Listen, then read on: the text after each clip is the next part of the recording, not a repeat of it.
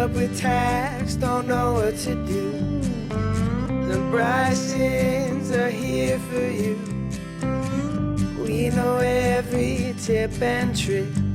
It's serious tax talk with a Louisiana twist. Hello. It's great to see you again, and welcome back to another installment of Talkin Tax. I'm your host and moderator, Ryan Ruff. We've got Cary and Angie Bryson of the Bryson Law Firm standing by. Of course, they're the stars of the show. Where else would they be? But no, hey, look, we want to thank you, our audience, for jumping aboard the show today, whether you're joining us after the fact on a podcasting platform, or if you are live with us on the Facebook live stream today, welcome aboard. We're happy to have you with us. And hey, take a moment to drop a question or a comment down below in the comment section as we go through our conversation today. We're going to be touching a lot of great things that the Brysons do throughout their discovery process. That's really the theme of the conversation today. And, if you have any questions along the way, we'd love to take some time and answer those questions towards the end of the episode. So please, if you hear anything that, excites you or maybe, makes you question something, feel free to drop a comment below. Like I said, we'll take some time at the end of the show to address them.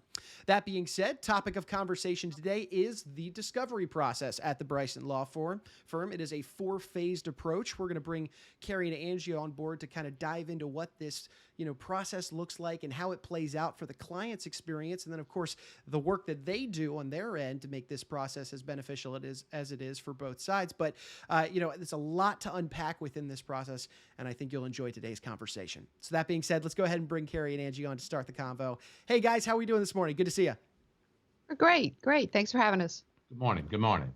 It is great to be back with you guys this morning. And I'll tell you what, as I was looking through our presentation today and going through all the ins and outs, because you guys have a really robust discovery process here. But I think the best place for us to probably start is give us that high level overview. What are we even talking about here? What is a discovery process in the first place?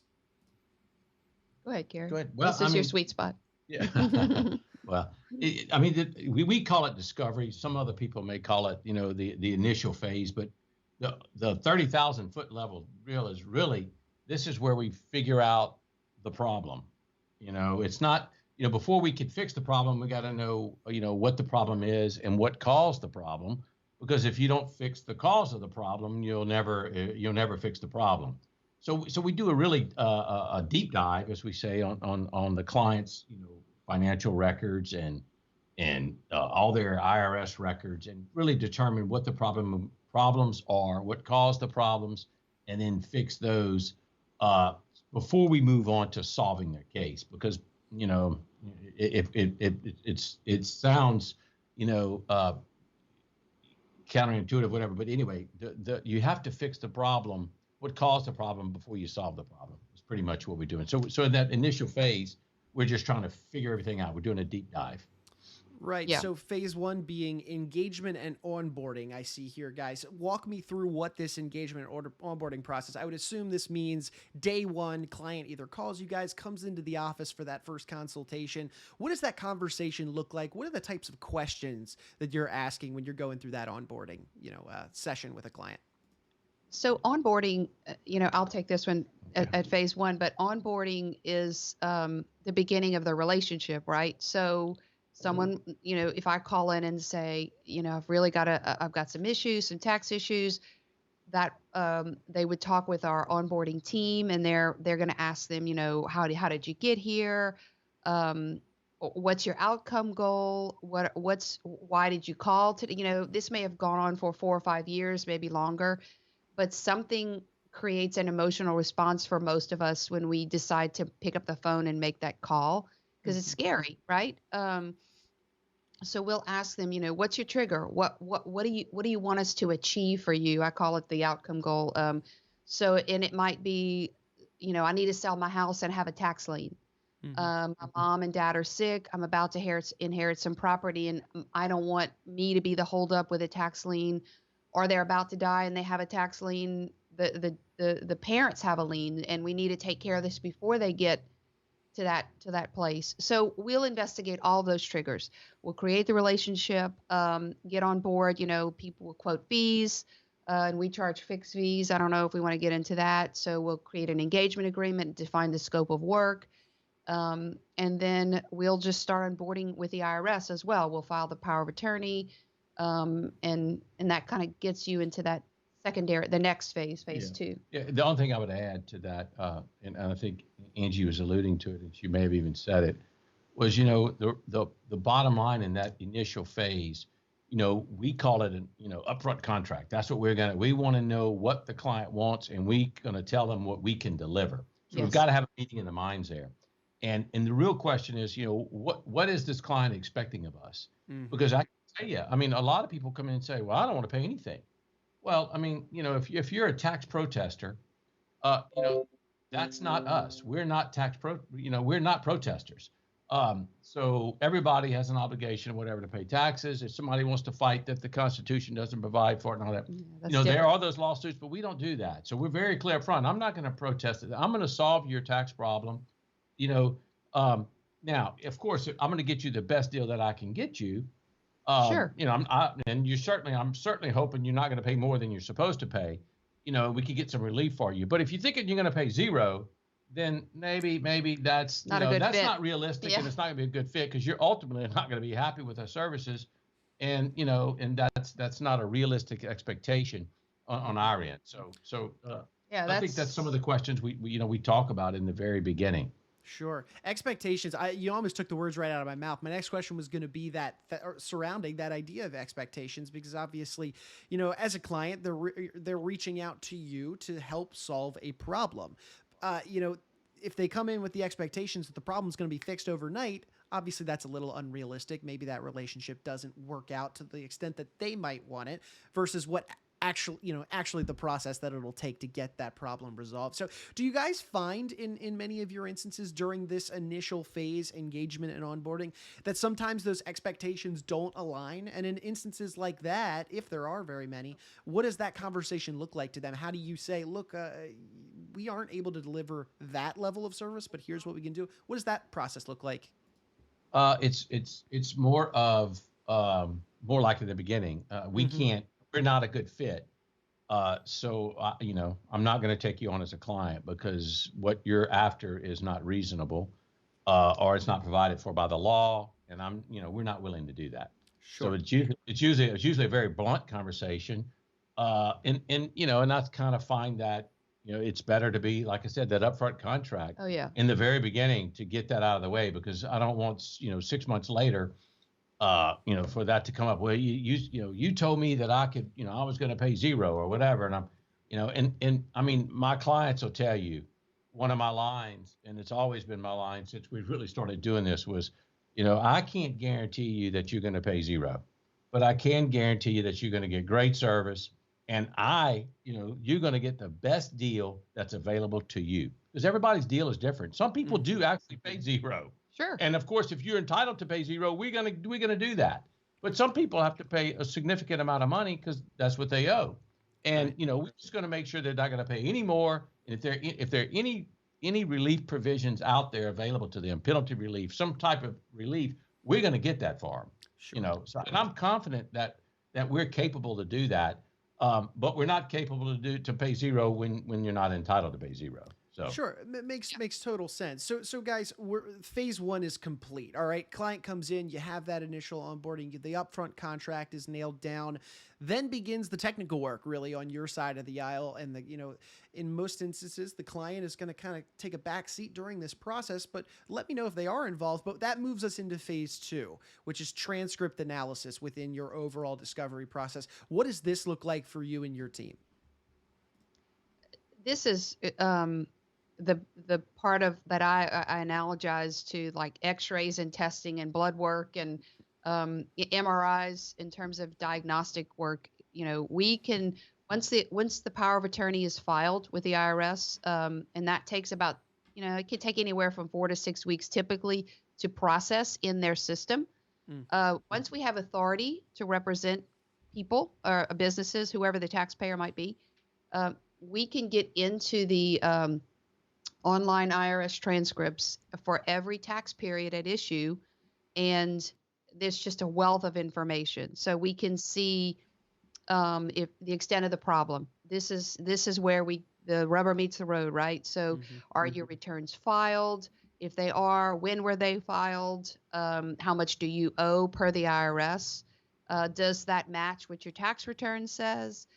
Is there a lien filed for that period? Are you at risk for levy? We can tell that when the notices went out and whether we've missed you may have missed the deadlines to appeal, whether an appeal has previously been filed, collection statute expiration dates, how long do they have left to collect that particular tax? I mean, it is a thorough piece of information that gives the case plan.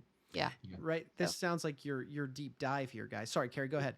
Yeah. Now, I just want to add a few things too that I probably should have mentioned before, but not so much about the transcript analysis, but as part of that transcript analysis, because sometimes clients come in and they don't know. They don't know yet Right. exactly. But when we get their tax records, that history of all this, their accounts, we could see oftentimes that they're at risk for collection, and then we could obtain a collection hold, and we can which is kind of just a stay for a period of time to give us time to perform this analysis, and the client could be put at ease rather quickly, at least for a temporary period of time, that, hey, nothing's going to happen. I'm not going to lose my bank account. I'm not going to lose my wages. Are going to be garnished. We could slow that down. Right. And another thing I wanted to touch on too, about the onboarding process and the reason why we developed this upfront and really honest, I would like to use the word transparent, honest process, yes, transparent right. process, Mm-hmm. because a lot of our competition, will make promises that are just not real. And they will promise that just to get them in the door. And I can't tell you how many clients that come in that have spent money with these, national out-of-town sales companies and this or whatnot, and they responded to these ads and, Sure. Give them the credit card over the phone and just all kind of stuff, and pay thousands and thousands of dollars on a promise that they're going to pay zero. Well, as a law firm, first of all, we would never do that just as individuals. But as lawyers, we're not going to do that either, because we'll lose our law license if we start making all these things. So, Yeah. Anyway, I just want to add that in that, and that's another reason, I think there's a distinction that I'm making, I guess, from us and from some other companies, that may be out there that just promise, well, we're going to settle. I could settle your case for, if it's too good to be true, Mm-hmm. it usually is not really true. And I can assure you, if you're entitled to settle your case for that $5, we're going to probably sell it for $4. So anyway, but it's only going to be real and actually going to happen. So no, I love that. And I find a recurring theme across our conversations together is really, it comes back to working with trusted professionals like yourselves, because at the end of the day, you want the best bang for your buck. If that settlement's going to be $5, $0, but also the process. I mean, this is dealing with the IRS. It's not the most enjoyable process to begin with, but it can be when you've got the right people in your corner. So there it is, coming back to just the work and the testament that you guys and the leaps and bounds that you guys go for your clients. So let's bring it back here to the discovery process. We're through phase 2. You've got the transcript analysis complete. A bullet points. Line items of the various assets at their disposal, the various, issues at the forefront of their main concern. Now we move into phase 3, and that's a comprehensive financial review. Walk me through this process, why it's so important, and how it ultimately plays a massive factor in really resolving the issue at hand. Yeah, I mean, it's the linchpin of the case. You want Yeah, me to do this, yeah, or- go ahead, Yes, Sister sir. Sherry. I'm sure We had a we'll- long discussion about this I'm this sure morning. I'm sure Angie will have a lot to add, because she is kind of the expert here when it comes to this review. But anyway, a general overview. The IRS is going to use two things to solve your case. Okay, and it's all it really matters. They don't care who you are, what you are, how you would it.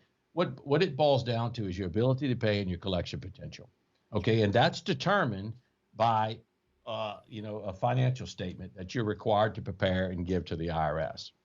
And It's not a tax return. and believe it or not, that It's financial different from your tax return. And believe it or not, the financial statement that you complete that the IRS form uses is not necessarily geared to where you answer the questions in your favor. Yeah. Okay. So if you don't really know how to answer those questions, you're not going to get the best deal you're entitled to, because you're going to answer the questions how the IRS wishes you to answer their questions. So anyway, but they're going to take this financial analysis, and they're going to reduce basically your ability to pay is your income versus your allowed expenses. Okay, just real generally. And your collection potential is the net equity in all your assets. Those are two numbers. Those two numbers are achieved. They're put into a formula. The formula runs, and what comes out is what you get. Okay. So once you're finished with this 433, that's the form number. That's the form number. That's this financial statement. Sorry about that.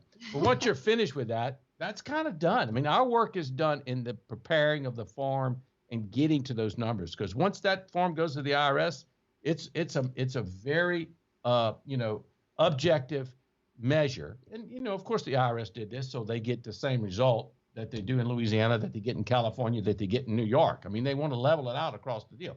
So they have these formulas that they use to solve these cases. So everybody is getting the same deal in the same situation.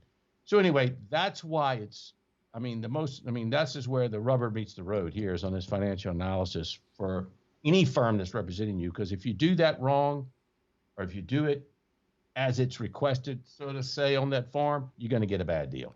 You're not going to get the best deal you're entitled to. Yeah. And so, I explain it to clients when we're having this conversation as tell me everything. Don't hide anything from me. Let us, because, we've got attorney-client privilege. I mean, it's not that I'm going to hide anything. You're not going to outsmart the IRS, right? I mean, Sure. People have been trying to do that for decades. So let's be fully transparent. This is a snapshot in time, real time, right now, of your financial health, essentially. If you had a lot of money a long time ago and you have a tax problem now because you had a lot of money and maybe didn't pay taxes, or there was an issue back then, that's not relevant right now.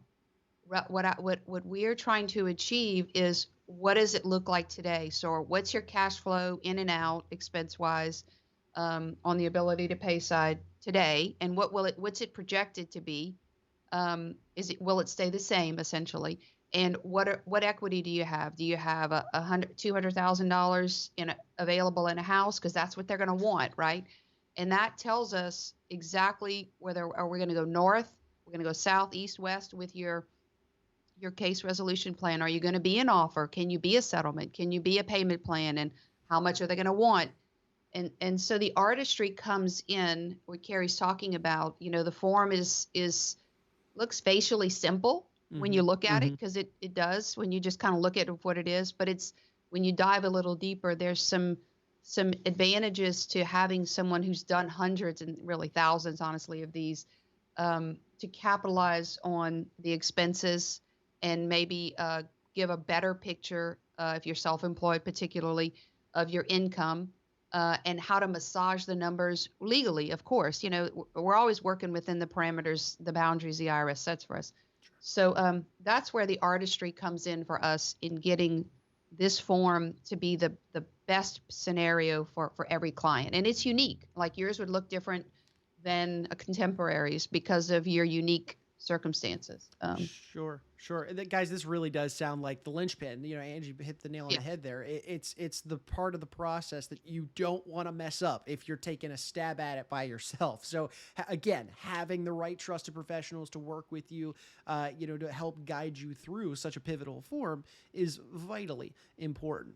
So guys, let's take our next step. Let's move into the final phase here of your discovery process. This financial review is done, form is filed. Now we have a game plan. It's time to sit back down with the client and walk through, what their customized case plan looks like to address their given problem. What does this meeting look like? How do you guys arrive at your case plan? Talk to me about this, because from the client side of things, this is it. This is what they've been so excited for. So how does this look like from your seat? Go ahead. You want to answer? No, Well, no, I was thinking about something, and I hate to do this because I think I did it earlier, but I think we would almost be somewhat, I think we need to go back and address transcript analysis in phase 2, because there's a very important thing that we forgot before we can get create the case plan, and it involves it. So I don't want to act like that's not an important issue. I know what you're going to say. Yeah, but part of the transcript analysis, before we can solve a case, and I tell clients this all the time, you have to be what's called current and compliant. Okay, so the transcript analysis, that's what I'm looking for. That's going to be my key to know that you're current and compliant. And what do we mean by this? Well, it means that all your tax returns are filed on time. If it's a payroll case, every quarterly returns filed and all the deposits. Well, they may not be filed on time if they're overdue, right? So, but at least they have to be filed. We're talking about filed. They have to be filed, because if you have or in an individual case, if you miss a tax year and then you go to solve your case, you're not entitled to resolution in the IRS world until everything is filed. So you're considered current and compliant. Okay. So I just want to make sure that we address that. I don't know if you addressed that in your. No, we didn't. But there's a reason for that. If you kind of think about why, right? You don't want to have a piecemeal solution.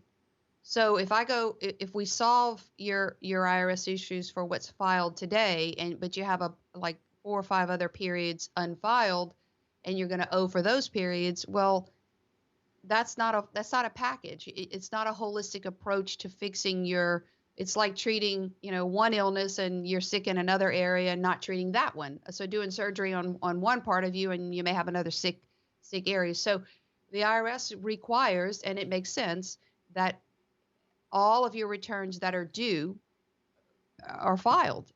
Assessments, if they're, are made, and that if you're going to owe, either you pay those or you wrap them up in a nice, neat package, the resolution package, so that, let's just say you get an offer. I mean, you don't want to have a random tax period out there not wrapped up in the settlement. Kind of look at it that way. So yeah, that's huge. Yeah. Yes, and the currentness too. I mean, they have to pay. Self-employed people come in all the time, and the first thing we tell them is, okay, I need you to start making your quarterly estimates. I need you to start paying these estimates. So we got to get on this current time. Right now it's 2021. You need to get up to date on 2021. Stop the bleeding. We got to stop this thing, and that's how we ultimately fix and solve this problem. Is you get in the habit and you train the clients as to how to make the estimated payments. They start making the payments. Then when they file a tax return, they file it and they don't owe. Then the cycle is broken, and then it becomes an old problem. And we have to make the problem an old problem. Sure. It can't be a current problem. We got to make it an old problem. I can fix old problems, but I can't fix ongoing problems year after year after year. Well, it's just expensive for the client. It's also a waste of money for the client, because they just fall right back into default. And nobody wants that. I mean, we don't want that. Yeah. Sure.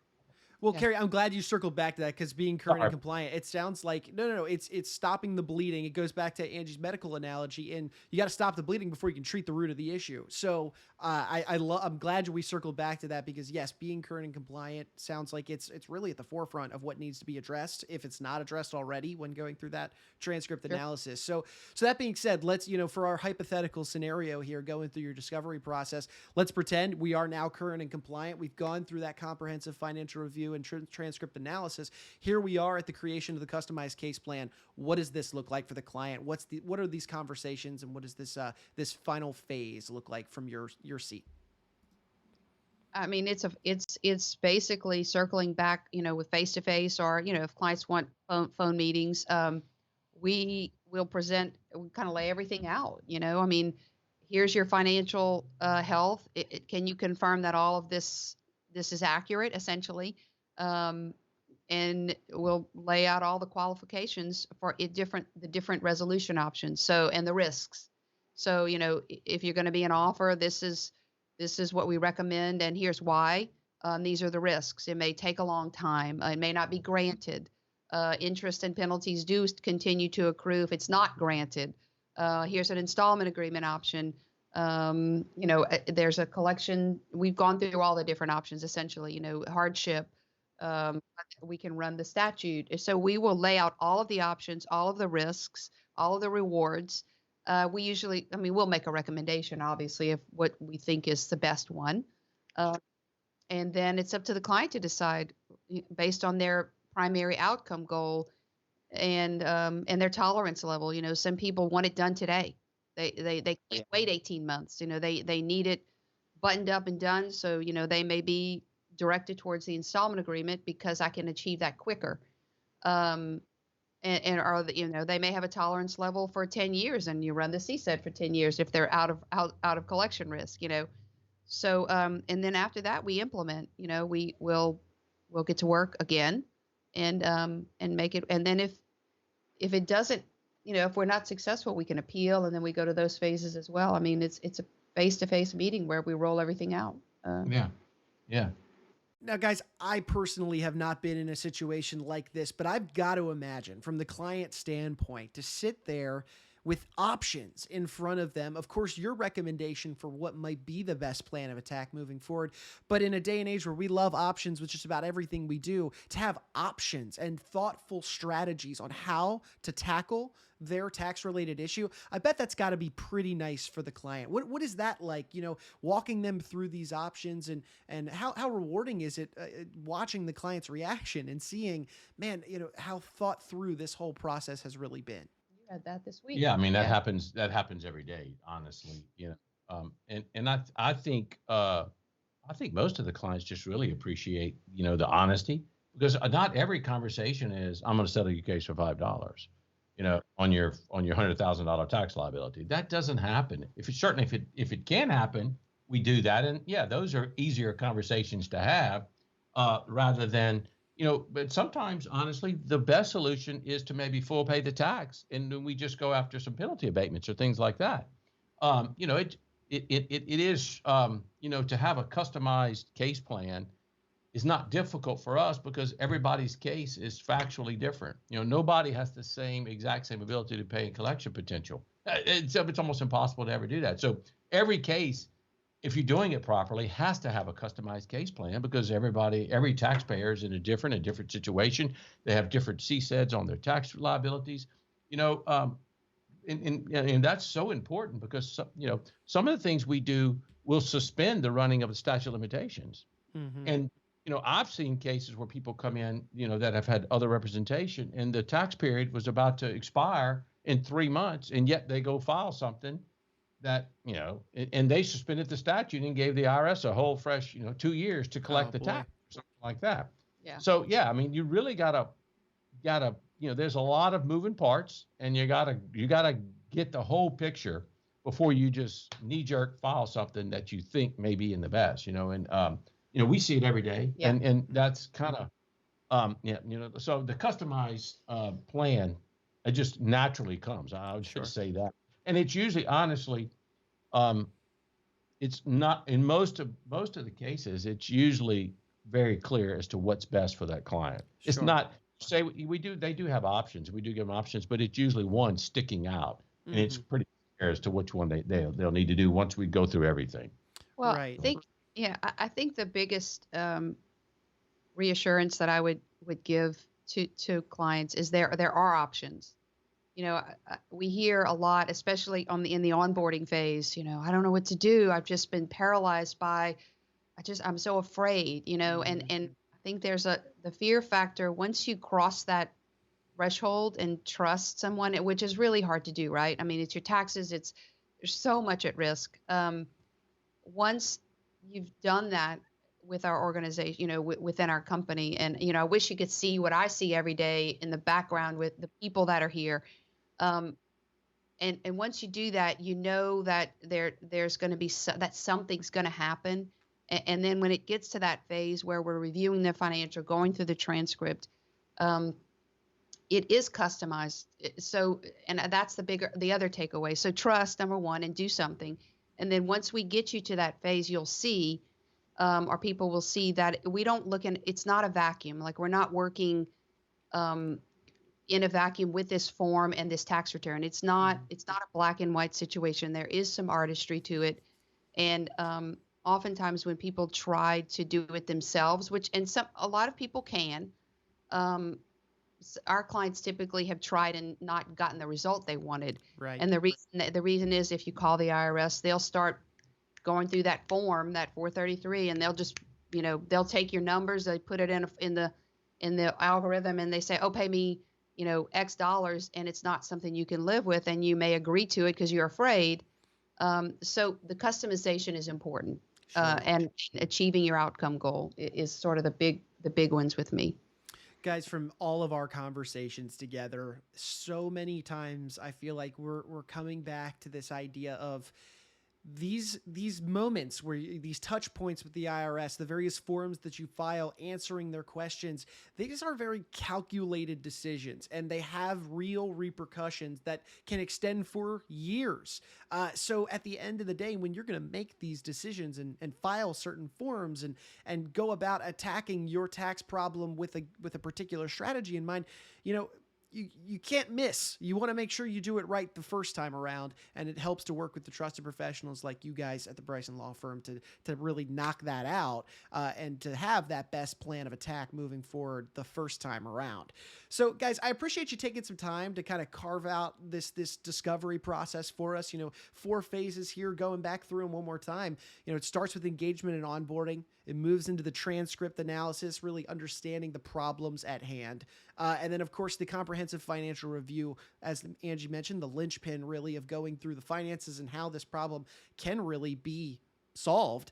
And then, of course, that final step of the creation of a customized case plan, walking the client through the various options that are in existence. And then, of course, your recommendation for what would be the best plan of attack to, mitigate their tax issue. But, a really robust discovery process you guys have over there. And, I guess before we bring our conversation to a head and sign off for the day, is there anything else you want to share, maybe personally, professionally, when it comes to this discovery process as a whole?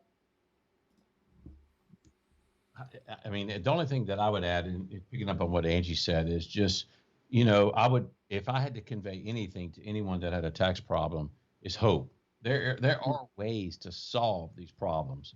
Yes, the IRS they're well trained. They spend a lot of money on training. Their forms, I call it that sneaky form, is designed that way. And their employees are well trained. So, but there is hope.